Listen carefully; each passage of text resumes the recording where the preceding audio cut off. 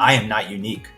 Almost every law enforcement professional across this country knows someone whose name is on this wall. If they don't know someone directly, they definitely know someone who knows someone whose name is on this wall. This is not 7 degrees of Kevin Bacon away from knowing someone whose name is on that wall. From Tyler Technologies, it's the Tyler Tech Podcast, where we talk about issues facing communities today and highlight the people, places, and technology making a difference. My name is Jeff Harrell. I'm the Director of Content Marketing here at Tyler, and I'm so glad that you joined me. Well, Tyler Technologies is very proud to be a supporting sponsor of National Police Week. You're like, well, what is National Police Week? Well, it is an annual event to honor law enforcement officers who have died in the line of duty. And today, to help us learn more about National Police Week, we are very excited to have Bill Alexander. He's the Executive Director of the National Law Enforcement Officers Memorial Fund. His organization hosts the official National Police Week events in Washington, D.C. He's a retired police officer himself, and he's able to share his unique perspective on the history of National Police Week and what the event means both to the surviving members of the fallen officers as well as the wider law enforcement community, and really what it means to you as a member of a community. So without further ado, here's my conversation with Bill Alexander.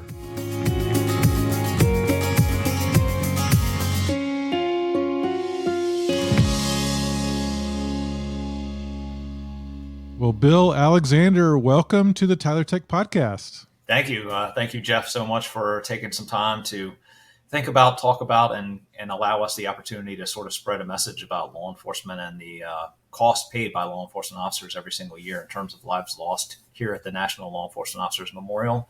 We can't thank you enough, and by extension, everyone at Tyler Tech. So thank you. Thank you for giving us a few minutes of your time. We really appreciate it. Absolutely. Our pleasure. And I'm really excited to talk with you. And I'd like to start, if you would maybe dive into a little bit of the history, talk a little bit about National Police Week, some of the history, how it started, and how it maybe has evolved since it began back in the 1960s. Sure. Well, I think the starting point for most people in law enforcement, at least the starting point that most people think about, is in 1962. Then President John F. Kennedy declares that every May 15th will be Peace Officers Day, or Peace Officers Memorial Day, more specifically.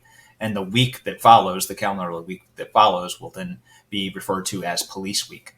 So that really is probably one of the most prominent starting points in terms of thinking about what we now refer to as modern day Police Week. There are some sort of informal gatherings that begin mostly centered in Washington, D.C., mostly initiated or at least participated by cops. When I say cops, I mean concerns of police survivors, a major organization that represents survivors of the men and women who have died in the line of duty. And so there are some informal gatherings that begin really in the late 70s and probably most prominently in the early 80s, where survivors and coworkers begin to gather really on the steps of the Capitol to try to begin some sort of remembrance, some sort of, again, informal ceremony to honor the men and women who have died in the line of duty. That progresses forward into the early 80s, where everyone, I think, involved in the law enforcement community recognizes that we have fallen short. But when I say we, I mean we in the profession. I just retired after 25 years from a local police department just outside D.C., so I hope the audience won't begrudge me saying we, us, our, when I still think of what I think of as our profession.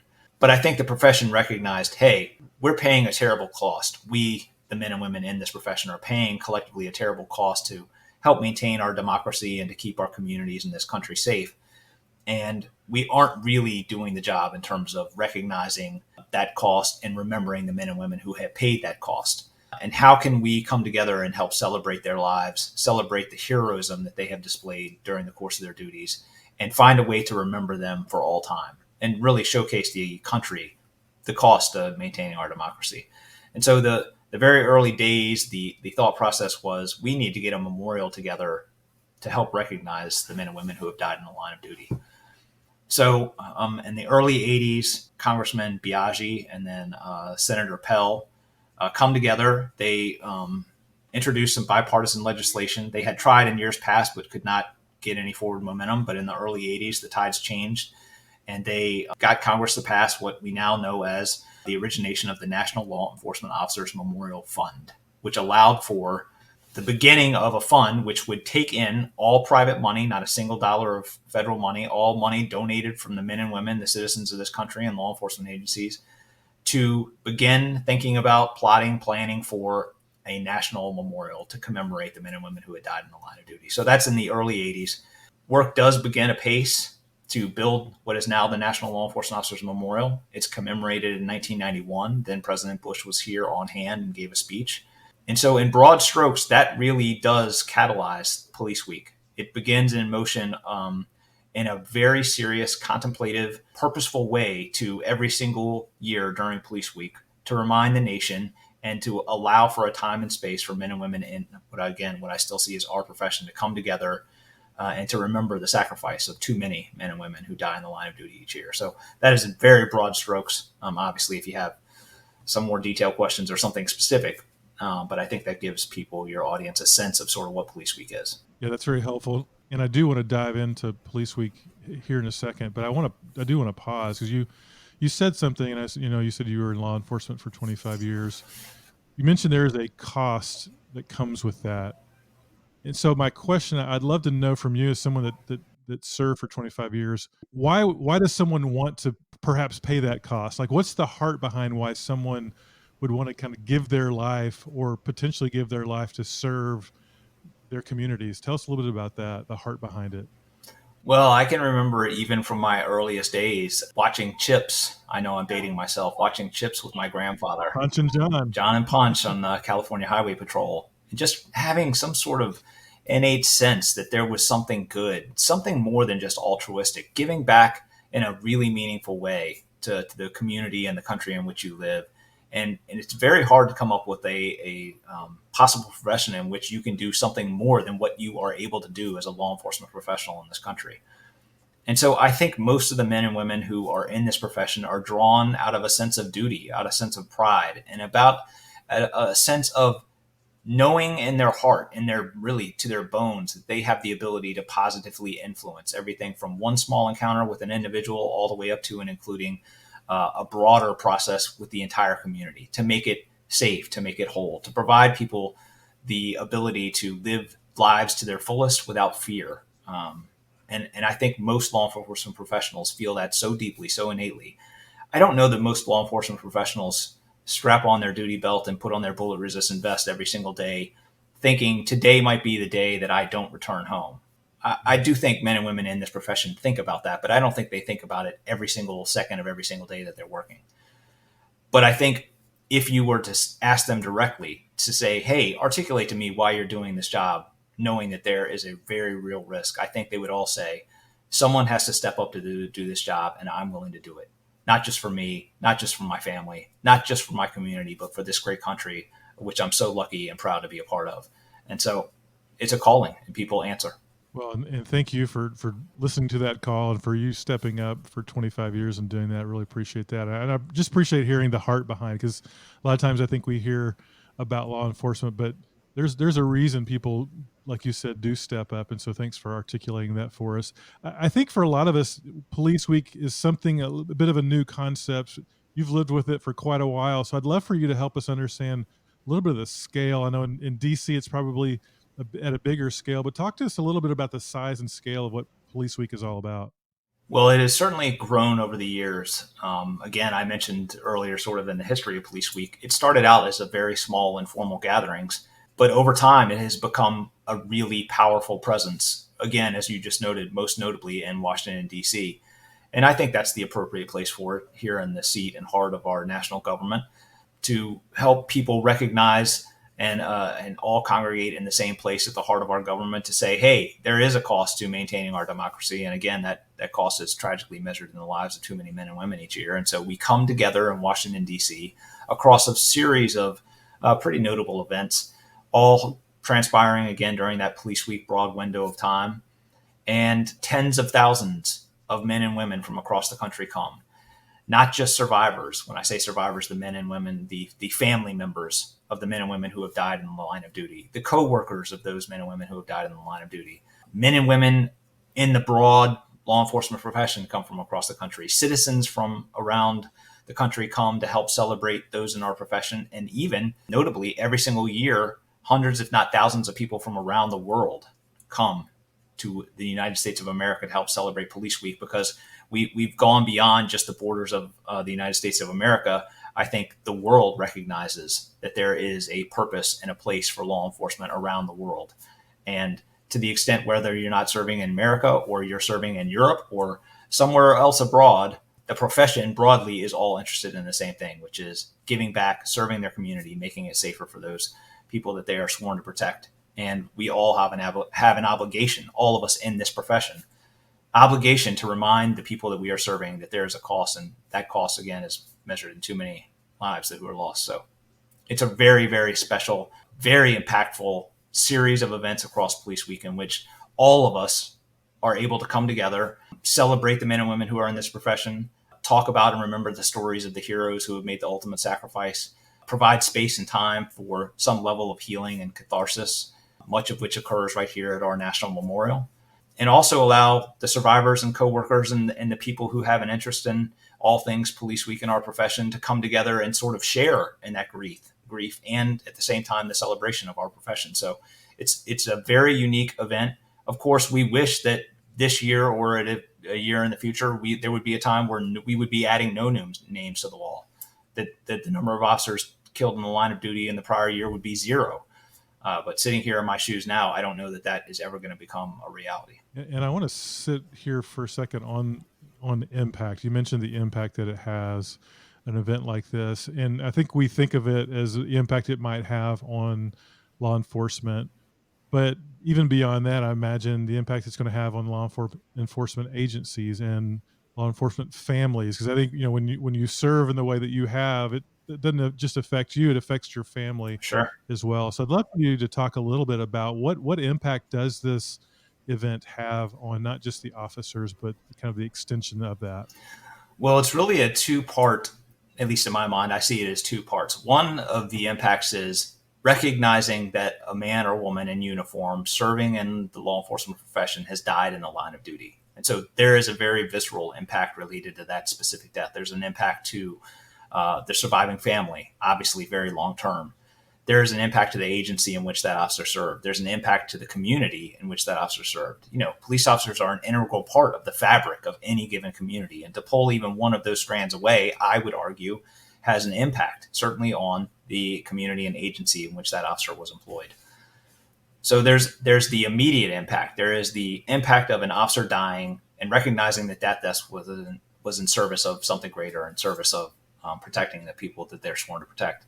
Then there's the impact, the follow-on impact of us doing something related to those deaths during Police Week. So the impact of all of us congregating here together, the impact of Concerns of Police Survivors hosting a number of seminars and programs to help surviving family members grieve and cope with the loss of their loved ones.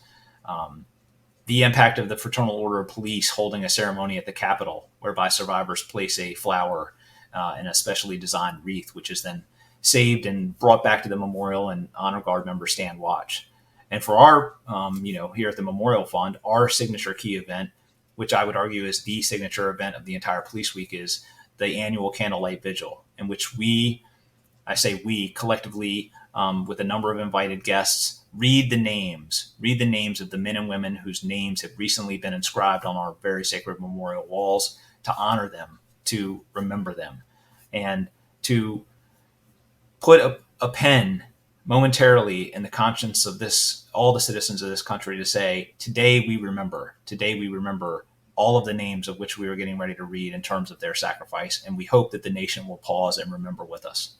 So a number of different impacts, all very, very powerful, and all coming together in a sort of unique, I would argue, healing soup that is not easily duplicated or replicated outside of what is such an emotional bond created by those who attend during Police Week.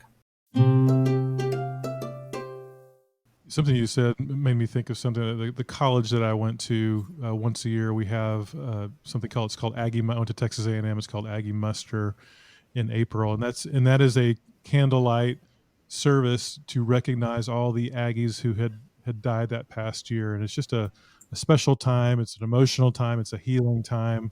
You mentioned the candlelight vigil. Would you mind diving a little bit more into that and talk a little bit about that and how it is probably a healing process for a lot of the families that are going through that? Yeah, the candlelight vigil. I of course have attended more than a dozen candlelight vigils over the last 25 years. It really is something that I would encourage every citizens of this country to come attend at least once. You just cannot put into words to describe how powerful the emotions are. You can just feel the emotion pulsating through the air as everyone there is remembering, recognizing, celebrating the heroes that they knew and loved. We refer to it as the annual candlelight vigil. We are in heavy preparations right now for what will be the 35th annual candlelight vigil, hosted by us, the Memorial Fund, and it's on the National Mall. It occurs every May 13th, and it's at 8 p.m. Anyone who's listening to this is welcome to come. It starts with a number of notable key speakers who talk a little bit about service and sacrifice, honor, tradition, our profession, how on balance all of us believe that law enforcement has been and continues to be a force for good in our country, and talks about the cost to maintaining that force for good. And again, measured tragically in the number of too many men and women who give their lives. And then we read. We hit all of the readers take some block of names and they read those names. And it really is. Every single one of those names that is read is such an emotional gut punch for everyone in the crowd who knows that there before the grace of God go I, any number of dominoes in terms of the variables of all the law enforcement members who are in the crowd can think of at least one time, probably way more than one time, but at least one time where they were in some situation where if just the wind had blown just slightly 1 degree different and whatever the situation was, their name might be on the wall. And each of those names represents a time where the dominoes stacked tragically against the officer in question. And so just the reading of the names, remembering their legacy, remembering the stories of those men and women, remembering that they worked for a profession which we all feel so strongly about in terms of our ability and our past precedent to do good. It is almost impossible to put into words the emotion that is flowing through the air and the atmosphere during the 2 hours of that ceremony, in which we try our very best to honor the men and women who have died in the line of duty. Yeah, and I so appreciate that description because, like you said, each name is a real person with a real story, with a real family, with a real impact, and to recognize them in that way is, I got to imagine, very, very meaningful. And Bill, I know this comes with the territory. I know when you sign up to be in law enforcement, you know some negativity can come with that because of the nature of what you guys do. But I'm curious in terms of how this event can maybe help with some of that negativity. How do you see this event as kind of, like you said, a force for good and kind of celebrating the things that you guys do, men and women, to serve the public? Talk to us a little bit about that. Yeah, I can really appreciate that question in a new way. I have to admit that when I retired from my police department just over a year ago to take this job, I was somewhat despondent, if I'm being honest, about what I perceived to be the state of the country at large, their feeling about the men and women who were doing the job of law enforcement. And there's just no question in my mind. I don't know that someone could really steelman some sort of argument to me that would somehow suggest that mainstream media, social media, sort of popular conversation, and even to, almost a worrying degree, the conversations from too many of our elected leaders seem to focus on demonizing, again, what I still see as our profession. Demonizing, I really think, to an unfair degree. I don't think anyone in the law enforcement profession would say police officers can't and don't make mistakes. I think we would all acknowledge that police officers can and do make mistakes. I don't think anyone in our profession would say that the profession broadly over the last 200 years has nothing to atone for. Again, I think there's plenty of room to maneuver in terms of a conversation about that.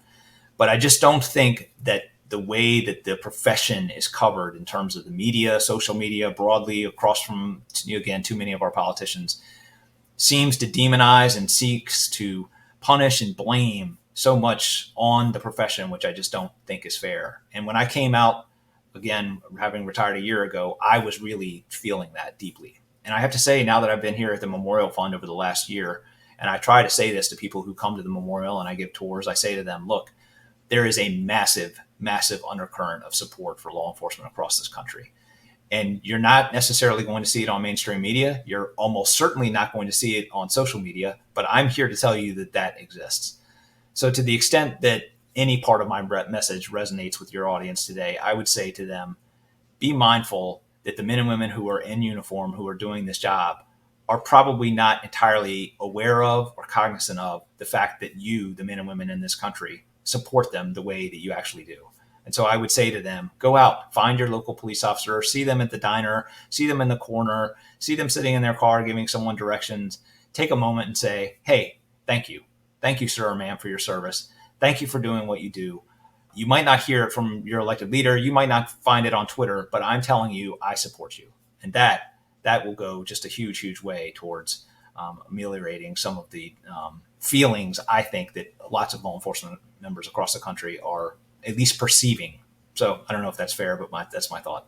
No, I appreciate you sharing that, because and one of the questions I have is how do you think Police Week helps encourage officers, maybe changes the narrative? But I think what you're saying is don't stop there. We can't just have 1 week. It should be an ongoing conversation, ongoing feedback from the public, encouraging these officers that are, like you said, doing great work.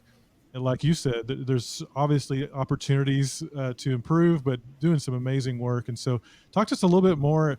And the question specifically is how do you think Police Week encourages the public to maybe think a little bit differently? But you mentioned some other ways that the public can do that as well. Talk to us a little bit more about that.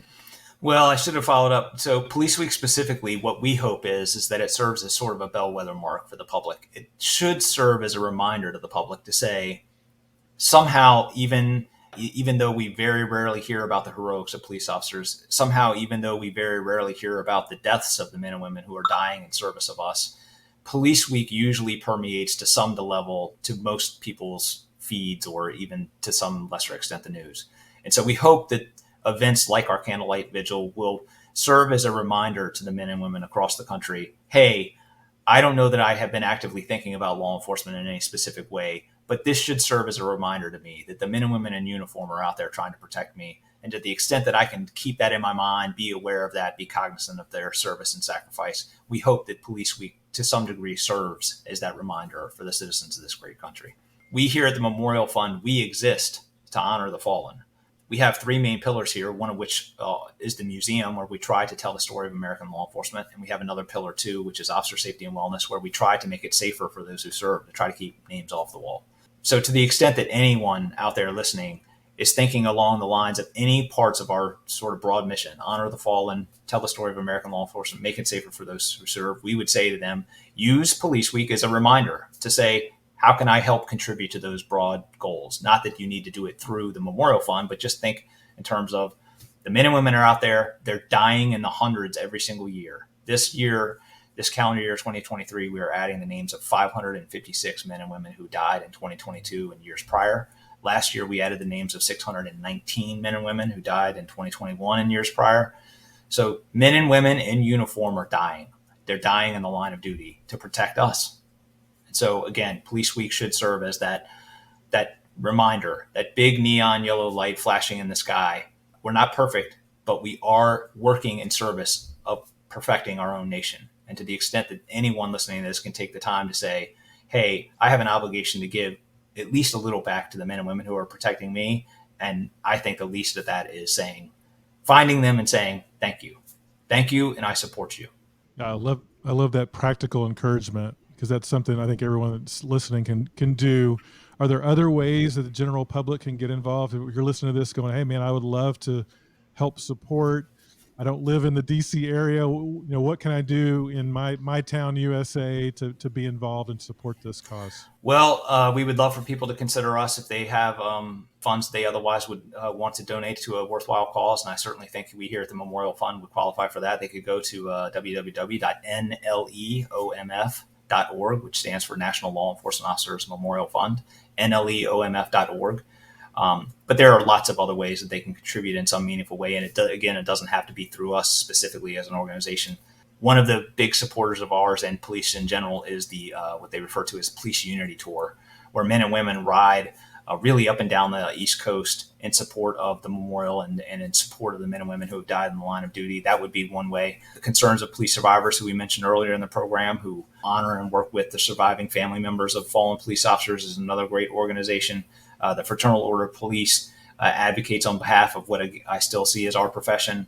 But most notably, what most of the men and women in uniform today, what they really need is they need to hear from the American public, and they need to hear the American public saying, we need you, we support you. I love that so much. Well, Bill, before we close, I want to give people an opportunity, or you to tell people how people can contact you directly. But before I do that, anything else you want to add about this week, about the memorial, anything else that I maybe didn't cover or ask you? I am so humbled, really, really humbled to be a part of this organization. And when I retired from this local police department, the Prince George County Police Department right outside of D.C., I thought I was going to retire. And in fact, I told my wife many times, I am not going to get a job in D.C. I refuse to commute into D.C. every day. I'm not going to do it. This is the one job in my life, which the least of my sacrifices I would happily pay would be to come help tell the story of the men and women whose names are on these walls, and the names of the men and women who will inevitably be on these very sacred walls in the years ahead. So for me, it's a very emotional journey. During the time on my police department, we lost 16 men whose names are on these walls, more than a dozen of which I knew personally to varying degrees. So for me to say that this is an emotional journey would be a vast understatement. And I don't want anyone listening to this to think, oh, he's trying to make this story about him. I only mention this to say, I am not unique. Almost every law enforcement professional across this country knows someone whose name is on this wall. If they don't know someone directly, they definitely know someone who knows someone whose name is on this wall. This is not 7 degrees of Kevin Bacon away from knowing someone whose name is on that wall. And so it really is an emotional impact on the whole profession, the fact that we keep adding hundreds of names to these walls, because they are our partners. They're more than coworkers. They're a member of our lives. They're in many cases closer than family members. They form the entire fabric of your professional and personal life when you join the law enforcement profession. So the men and women whose names on these walls represent everything to us. And so part of our job is to remember them and tell their story. And another thing I say to people, to the extent that it resonates with anyone, is there are 4 major quotes across the memorial. In valor there is hope in the southeast. And the northeast is, the wicked flee when no man pursueth, but the righteous are bold as a lion. And the northwest corner is a quote which really resonates with survivors, which is, it's not how these officers died that made them heroes, it's how they lived. But for me, the guy who just retired from law enforcement, the quote that really holds the most power for me is on the southwest corner. And it says, it's from Bush when he inaugurates in 1991. He says, carved on these walls is the story of America, of a continuing quest to preserve both democracy and decency, and to protect a national treasure that we call the American dream.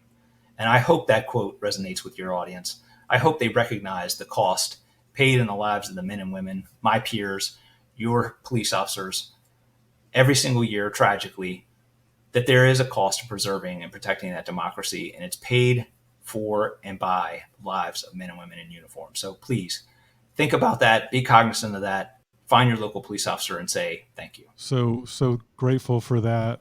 So well said. And it makes me want to head outside and go find a police officer and tell them just that. So thank you so much. We could hear the emotion, the heart behind your words. And so thank you so much for sharing that with us today. And I'd love for you to share 2 things. One is how can someone get involved with the memorial? And then 2, if someone wanted to reach out to you directly, how would they do that? Sure. Again, the easiest way would be to go to our website, NLEOMF.org. Or if anyone wants to reach out to me personally, my email address is balexander@NLEOMF.org. That's B as in boy, Alexander, NLEOMF.org. Anybody who needs anything related to the memorial, please send me an email. I would be thrilled to be able to correspond or assist you in any way. Well, Bill, this has been amazing. Thank you so much. It's been an honor to chat with you. Excited remind us when Police Week is exactly again. So Police Week this year, the broad events are May 10th through the 16th. There's a K-9 memorial service here at the memorial starting on the 11th. Police Unity Tour will ride in on May 12th. We hold our signature event, the Candlelight Vigil, on May 13th.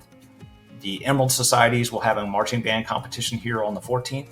And the FOP Memorial Service always is May 15th of every single year at the Capitol. That unfortunately is not open to the public, but it is there. And then immediately following that ceremony, they bring the wreaths over here, and we do an event called Stand Watch for the Fallen, where honor guard teams will cycle through and stand watch not only over those sacred wreaths, but also all of the names of the men and women whose names are on our walls. So the public is not only welcome, they're encouraged to come be a part of any of those events to the extent that they have the time and are able to come.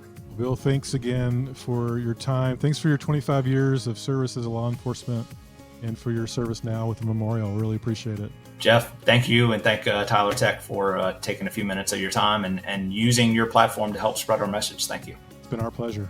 Well, I hope you enjoyed that conversation. I did not know much about National Police Week, so Bill, thank you so much for helping us understand all the meaningful things that happen throughout that week, not only in Washington, D.C., but around the country as well. And again, Tyler Technologies is a proud supporting sponsor of National Police Week.